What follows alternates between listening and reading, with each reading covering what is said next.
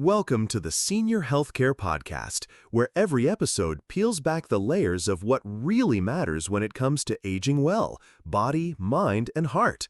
Now, let's be honest. How many times have we been told that what we eat after breakfast is what really counts? That's old thinking. Because today, we're flipping the script. What if one tiny thing you're doing before breakfast is quietly damaging your heart every single day? This is a conversation packed with insight, heart, and a few wake-up calls. So sit back, lean in, and let's get into it. The podcast starts now. Have you ever really paused to consider your morning routine?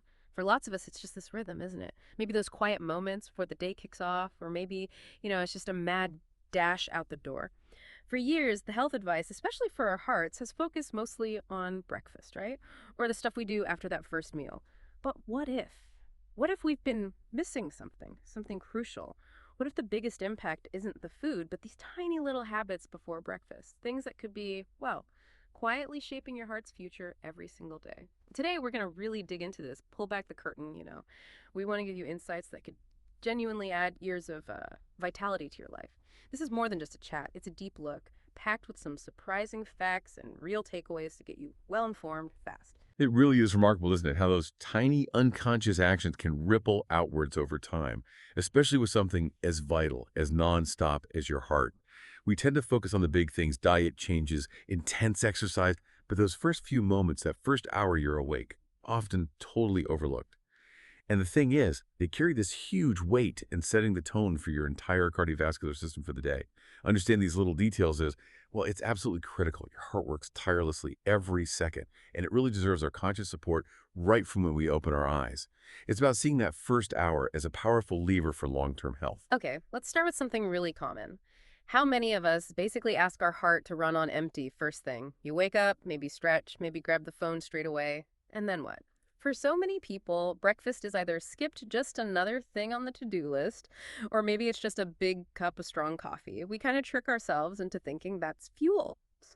But just think for a second. Your heart's been working all night long, pumping, repairing, keeping everything going while you sleep. Then you jump out of bed and demand peak performance. Ask it to sprint before it's even warmed up. That's a huge, often unrecognized strain we put on it. It's not just about feeling tired. It's the actual physiological stress right from the get-go. And what's really fascinating, or maybe concerning, is how fast those immediate effects stack up. They become these chronic stressors over the long haul. When you skip breakfast or just rely on caffeine, your body kind of thinks, uh-oh, mini crisis here, not enough energy. Physiologically, your blood pressure can spike, sometimes quite a bit, as your body tries to compensate. Your cortisol levels, they're naturally higher in the morning anyway. To wake you up well, they jump even higher because of this added stress of no fuel. And it's not just feeling stressed. Chronically high cortisol. That can directly affect how flexible your blood vessels are, makes them stiffer over time. Which means, your heart has to work harder. Plus, your metabolism senses this potential famine and slows right down, trying to save energy. Makes it harder to manage weight too. This daily grind to sustain stress, it just slowly wears down your heart's natural resilience, makes it less able to handle everyday life. And look, it's never about forcing down a huge meal. It's about giving it a smart, balanced bit of fuel, strategically. Yeah, and that brings up a really important point, especially when we think about advice or, as we get older. There's this idea, maybe boosted by trends like intermittent fasting, that waiting till midday to eat is always good for you. Now, intermittent fasting definitely has its place. It can be powerful for some people, sure, but it's absolutely not a one-size-fits-all thing. And for many, especially if you're over 60, it might actually put extra strain on the heart. So, expert, how do we square that popular trend with this need to fuel the heart first thing? That is such a critical question because the details really matter here. If you are, say, over 60, or if you often feel a bit lightheaded or tired in the mornings, or if you're already dealing with a lot of daily stress, then long fasting first thing, probably not suitable. Your heart, especially at that stage, it really craves stability, consistent energy. Think of having a small, balanced snack or light meal within, say, 30 to 60 minutes of waking up. It's like a deliberate act of reassurance for your cardiovascular system. It's basically signaling, okay, got you back today, we're ready. Something as simple as a slice of whole grain toast with almond butter, maybe a boiled egg and some fruit. It seems small, but the impact is huge. It gently helps regulate your blood sugar, stabilizes your heart rhythm, gives you that steady energy you need to think, to move, to get through the morning without feeling foggy or just dragged down. It's about laying that solid foundation before the day really starts demanding things. Okay, so we've really covered the physical feel aspect, but here's where it gets broader, another major influence. The actual atmosphere you create for your heart in those first waking moments. This brings us to the silent damage of morning stress. We know cortisol, the main stress hormone, naturally peaks early. It's meant to help you wake up. But when you instantly jump into to-do lists, and let's be honest, so many of us do this, grab your phone and dive into stressful news or just get caught in that rush mindset, you're essentially like lighting a match in a room full of gas, metaphorically speaking, for your heart. It's connected to your whole nervous system. It feels every bit of that tension, sometimes before you even consciously register it. Over time, that constant quiet pressure, it causes real wear and tear. It's incredibly insidious, that process, because the immediate hit feels small, maybe just a fleeting worry. But it's your nervous system sending out these low-level alarms. Maybe you felt it, that slight tightness in your chest when you check emails too early, or get lost in the news before you're even properly out of bed. That's not just in your head. That's your sympathetic nervous system, your fight or flight kicking in. When that becomes your daily routine, day after day, it turns into what we call low-grade chronic stress. It doesn't yell at you like a panic attack. It whispers. Quietly, constantly telling your body, not safe, be alert. And that over weeks, months. That's a deeply unhealthy message to send your heart first thing in the morning. It gradually eats away at its ability to be resilient, to stay calm. But what's really empowering here is how much control we actually have over this internal weather, so to speak. Let's paint two pictures of your morning. Scenario one. Eyes open, immediately scrolling social media, maybe thinking about annoying texts, mind racing about bills, feeling guilty for sleeping. Instant internal storm, right? Now, picture this instead. You choose to just pause, take a few slow, deep breaths, maybe a gentle stretch, or just take 1 minute to think of one thing you're genuinely grateful for before the world rushes in. It's the same 10 minutes, isn't it? But the difference in the physiological, the psychological impact on your heart, it's absolutely staggering. And this isn't just some, mindfulness trend. It's practical self-defense for your cardiovascular system. Really effective self-defense. It's not about achieving perfect stress-free nirvana that's impossible anyway. It's about consciously creating a buffer, a soft landing for your day. Those first few minutes of quiet, of intentional peace before the daily barrage of info and demand, they are genuinely priceless. This one habit, protecting your heart from that immediate emotional storm before breakfast, could honestly have a bigger long-term positive effect on your heart health than any fancy supplement you might buy. And the amazing synergy happens when you combine that calm with the right kind of morning movement, because that's where things really start to shift profoundly. Exactly, which leads us perfectly into the next piece. The missed medicine of morning movement. Here's a basic truth lots of people skip over. Your heart doesn't just want fuel in the morning. It actually craves and really benefits from motion. Gentle, intentional movement right after waking is like carefully oiling the gears of a complex machine. And we're not talking about anything intense here. No need to run a 10K before coffee, just 5 or 10 minutes. Simply walking around the house, maybe slowly stretching your arms up, even just doing some ankle circles while you're sitting on the edge of the bed. This little bit of deliberate movement does so much. Gently wakes up your circulation and tells your muscles, okay, we're up. And maybe most importantly, it reminds your heart it's not carrying the whole load by itself. It's absolutely vital to see the body as a team. A really integrated team, like an orchestra where every section supports the conductor, your heart, your lungs, your blood vessels, your joints, your lymphatic system. They all play a huge role in helping your heart do its job, circulating blood and nutrients everywhere. But when you skip movement entirely, go straight into being sedentary, maybe even have a sedentary breakfast, well, your heart is forced to push much harder to get that blood moving effectively. This extra workload, plus a slower return of blood to the heart, sluggish lymph flow, that's actually a big reason some people feel weirdly tired after eating even a healthy meal. It's not always the food. It might be the lack of preparatory movement beforehand. Your heart truly, truly thrives when you give it a hand with even gentle movement. It makes its job so much less strenuous. It's like giving it a partner instead of making it do all the heavy lifting alone. And you really don't need a gym or fancy gear for this. Just getting into a gentle routine that basically says, I care about my body, makes a massive difference. Maybe it's just a quick walk to the mailbox, or putting on a favorite song and just dancing around the kitchen for 3 minutes, or even just stepping outside for a moment, feeling the air, stretching your back. We call these micro movements, and they offer real tangible benefits. They can help lower those morning blood pressure spikes, support better digestion all day, and honestly, give your mood a really positive boost. What's amazing is how it creates this chain reaction, physical, emotional, mental, that builds momentum and sets a positive tone, makes other healthy choices feel, well, more natural. And what's so often missed, like you just nailed, is that most people think they need to wait for motivation to hit them before they move. That's a huge, often self-defeating mistake. Because the truth is, movement itself creates motivation. It's rarely the other way around. When you deliberately add even a little flow to your morning, you're not just doing something directly good for your heart, you're also subtly prepping your whole system, body, and mind to embrace the next positive habit more easily. And speaking of habits that silently cause damage or maybe prevent benefit, it's time we tackled something that feels totally innocent, almost unavoidable now, but is actually one of the worst things for your heart right before breakfast. Oh, yeah, you're spot on. It's the insidious grip of morning screens, the hidden enemy. Let's be real, for most people, the very first thing they do when they wake up, reach for the smartphone, often before their feet even hit the floor. Seems harmless, right? Quick check of messages, a little scroll, maybe catch the headlines. But here's the physiological kicker.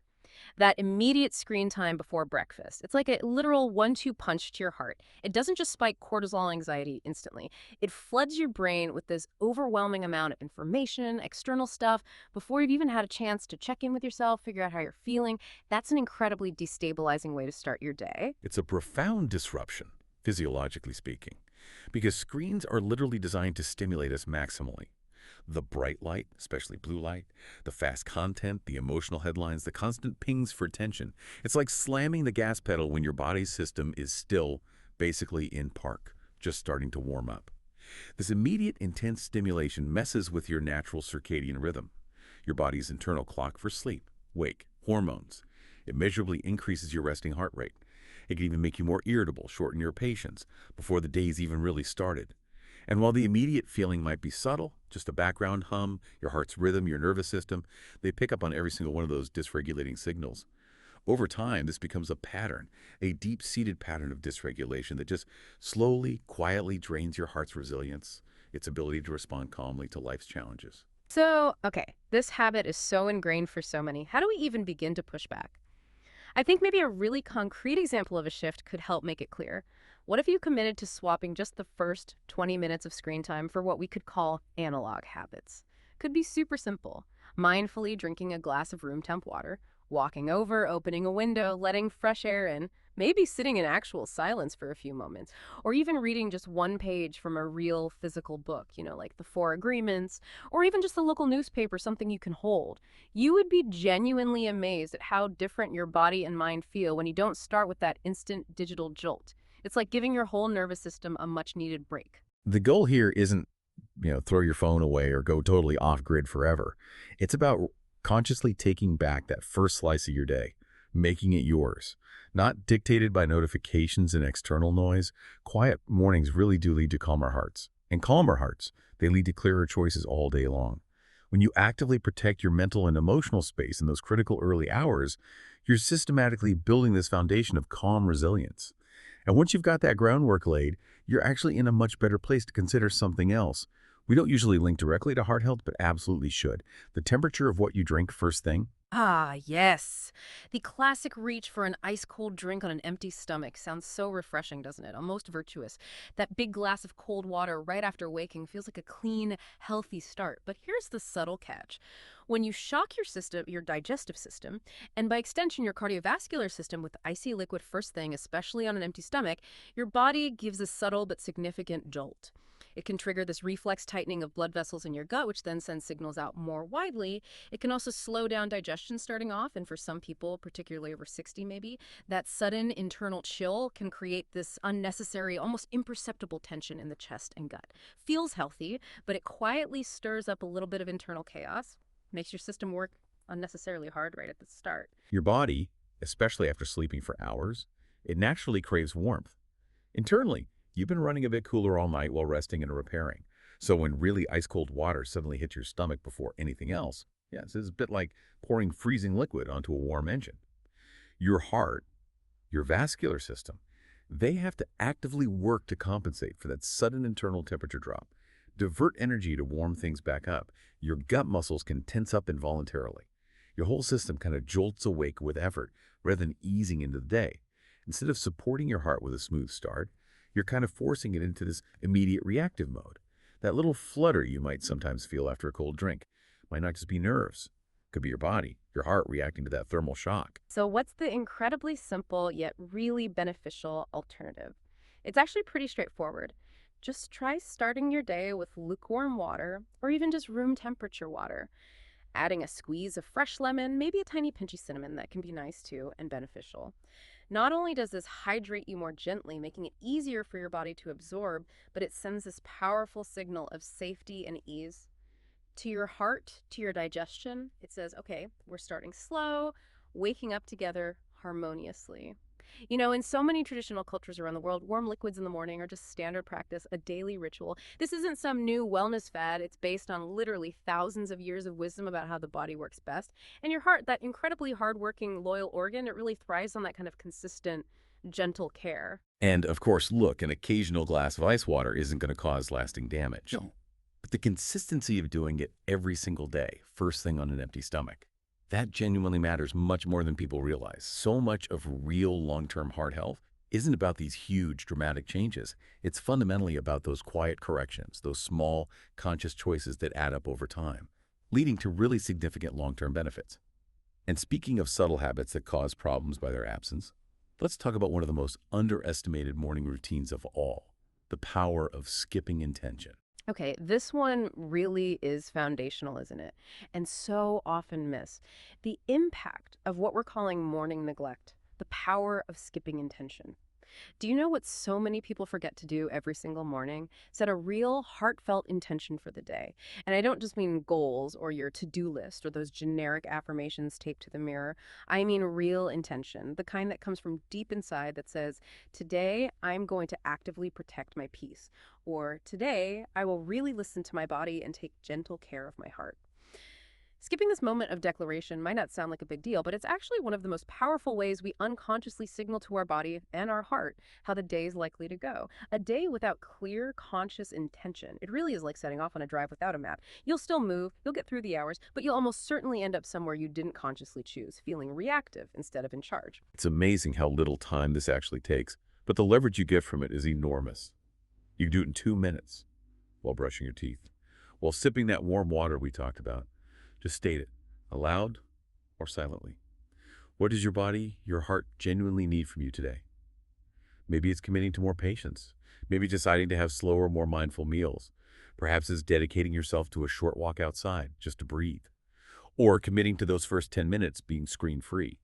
These small declarations done consistently, they guide your behavior much more powerfully than just sheer willpower ever could. Because when you act from intention, you're not just reacting to the world buzzing around you. You're actively leading yourself through it with purpose, with direction. I think for older adults, this point about intention feels particularly poignant. You sometimes hear people say, you know, the days just blend together or time feels like it's speeding up without much meaning. But intention, that conscious declaration, it acts like the thread that stitches meaning back into time. Powerful imagery, isn't it? When you wake up and clearly name your direction, your heart literally gets in rhythm with your mind. Your choices all day become clearer, more aligned with your well-being, less driven by external pressures or just habit. This isn't some vague woo-woo idea. It's about practical clarity. It's a silent agreement with yourself that your health, your peace, your vitality matter enough for you to lead your life consciously, not just run on autopilot. That's real strength, real self-care. And here's the truly compelling part, the most transformative aspect. Once you consistently make starting with intention a habit, everything else seems to follow more easily, more naturally. Eating better doesn't feel like such a struggle, like deprivation. It just becomes the natural choice that fits your purpose. Moving your body stops being a chore and turns into a gift you give yourself. And your heart, that incredibly loyal, tireless organ that served you so well for so long, finally feels truly supported, cherished. Not just by diet or pills, but by the simple, profound daily act of choosing to care for it with awareness, with intention. So hopefully you're getting a clearer picture now. It's often not the big dramatic things that wear your heart down over the years. More often, it's those small, invisible, seemingly harmless habits right before breakfast. The ones that slowly, quietly, but consistently chip away at your strength, your resilience, your long-term heart health. The genuinely good news, though, you have the power right now to turn this whole thing around. You can start tomorrow morning. And it doesn't need a new doctor or a drastic diet or waiting for some milestone. It just needs a few real choices, made with intention, made with heart. Absolutely. And look, this discussion, all these ideas, they're meant to guide you, inspire you on your health path. But they are never, ever a substitute for professional medical advice. Please, always check with your doctor or healthcare provider before making any significant changes to your routine. Always. Still, as you think about all this, just take a moment. What's one small, specific thing you'll commit to stopping tomorrow morning? And what's one gentle shift, just one, you'll consciously choose to start? Will you choose that soothing warmth of room temperature water over the jolt of ice cold? Will you choose a few moments of stillness, of connection, over instantly grabbing the screen? Calm over chaos. Your heart's been so loyal to you. It truly deserves that same loyalty back through your mindful choices, starting right at the beginning of your day. As you let all this sink in, what's the very first word that comes to mind for you? So now you know, it's not always the big things that wear your heart down. Sometimes it's those small, invisible habits right before breakfast that slowly chip away at your strength. The good news? You've got the power to turn it all around, starting tomorrow morning. And it doesn't take a new doctor, a new diet, or a new decade. Just a few real choices with real heart behind them. This podcast is here to guide and inspire, but it's not a substitute for professional care. Always check in with your healthcare provider before making big changes. Still, ask yourself, what's one small thing you'll stop doing tomorrow morning? And what's one gentle shift you'll start? Will you choose warm water over cold? Stillness over screen? Calm over chaos? Your heart's been loyal to you all these years. It deserves that same loyalty back. And hey, if this episode helped spark something in you, don't keep it to yourself. Leave a comment, tell us what hit home the most, and share this with someone who might need it. We'd love to know, what's the first word that comes to your mind after hearing all of this? And of course, don't forget to subscribe to the Senior Healthcare Podcast. Hit that notification bell and join us for the next episode, because we're just getting started.